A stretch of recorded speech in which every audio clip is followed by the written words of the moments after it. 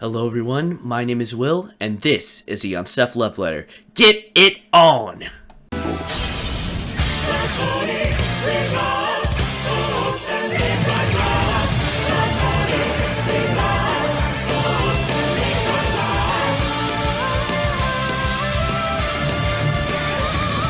Ah yes, 2000s anime. A mixed time for this genre of television. A lot of good projects from bad studios and bad projects from good studios came and went during this time.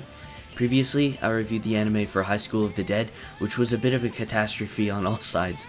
Today I'll be reviewing an anime from a year prior that I liked for the most part. Strap in and welcome to the demonic world of 11 Eyes. Without further ado, let's get into the review. 11 Eyes was originally a visual novel released in late April 2008 to PC by LAS, which has now since filed for bankruptcy, and was adapted into a manga with illustration from Naoto Ayano in October 2009 after the visual novel's release on the Xbox 360 earlier that year. That October through December, the visual novel would get a one-season anime adaptation from, get this, Doga Kobo. If you didn't know, I released a video reviewing a different anime by Doga Kobo a while back by the name of Oshi no Ko. Check out that video after this one if you're interested. This show was also Doga Kobo's 5th project ever. Anyway, let's get into what I think of the show. Going into the show, I wasn't expecting much. I'm glad to say I was pleasantly surprised by this show. The plot follows a guy named Kakeru and his maybe more than childhood friend Yuka, who were both scarred after Kakeru's sister committed suicide in front of them. They are now in their high school years as they experience a weird phenomena called the Red Night, where they are transported into an almost upside-down-esque parallel dimension with very few other people and loads of monsters. Kakeru, along with a few other characters, must defeat the evil and close the Red Night for good. I think that the characters are a big hit or miss in this show for me. The main character, Kakeru, shows lots of growth as a character over the course of the show. At first he's weak and can't defend himself for Yuka and the Red Knight, and even once he figures out that he has power, he has to have training and control to harness it. Even Yuka, one of the more dry characters, has a little bit of character development after she gets jealous of Kakeru and Misuzu, who reminds me a bit of Rias from High School DxD, and kinda goes on a bit of a rampage in the Red Knight and acts kinda crazy for the latter half of the season. However, characters like Takahisa Tajima and especially Yukiko Hirahara have little to no substance, and some points even feel like filler characters. Even the story arc that plays out between Takahisa and Saiko Akamine feels like it really didn't need to be as big of a story plot as it was meant to be. That leads me into probably the biggest weak point of the show, the voice acting.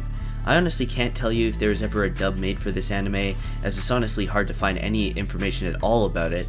However, I can tell you, even though I don't understand Japanese, the voice acting is not very believable and strained in some points. The voice actress for Yukiko was honestly grating to listen to after the 5th episode, and Kakeru's voice actor was so deadpan in some parts that it was hard to believe that he was suffering in intense situations for the majority of the show. However, this brings me to one of the show's strongest points, the sound design. In some cases, sound design can make or break an experience for you, really in any form of audiovisual media. And in this case, the sound design really shines through as one of this anime's brightest spots in my opinion. The music is placed well and incites suspense into you when the voice acting just isn't cutting it, and the sound effects are loud and surprising, adding to the fact that this anime is also a thriller. This opinion is subjective, however, as I can get that some people don't like the sudden, loud noises. But trying to understand what the show is going for, I do think that in this regard, they did hit the nail on the head.